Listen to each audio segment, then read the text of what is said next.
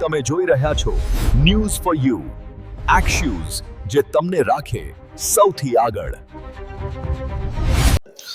રિંકેશભાઈ પટેલ કે જેઓ ગાંધીનગરના રહેવાસી છે, તેઓ લગ્ન માટે કન્યા શોધતા હતા.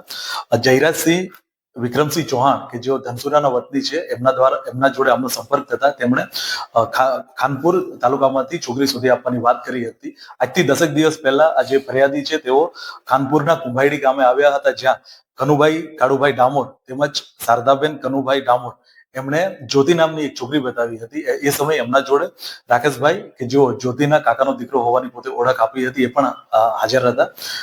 લગ્ન માટે ફાઇનલ નક્કી થતા આજથી 2 દિવસ પહેલા આજે ફરિયાદી છે એમના ફેમિલી જોડે કુંભાઈડી ગામે આવ્યા હતા. ત્યાં આ લોકોએ એમના જોડે લગ્નની ખોટી વિધિ કરીને આ જે ફરિયાદી છે એમના જોડે 6 લાખના ઘરેણા તેમજ 5 લાખના કેશ ઓનલાઈન ટ્રાન્ઝેક્શન કરીને ટોટલ 11 લાખ જેટલા રૂપિયા લઈ લીધા હતા.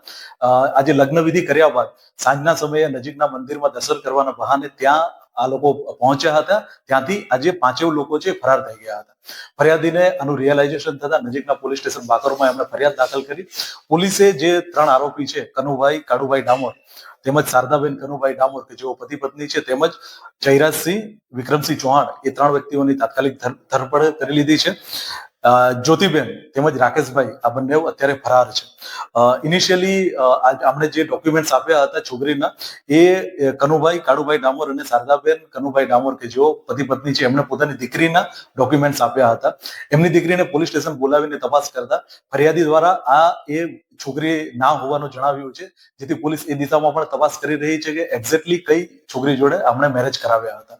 પોલીસ એ દિશામાં પણ તપાસ કરી રહી છે કે આ આરોપીઓ દ્વારા ભૂતકાળમાં બીજા કોઈ વ્યક્તિઓ જોડે પણ આવી કોઈ ફ્રોડ કરવામાં આવ્યું હતું કે નહીં.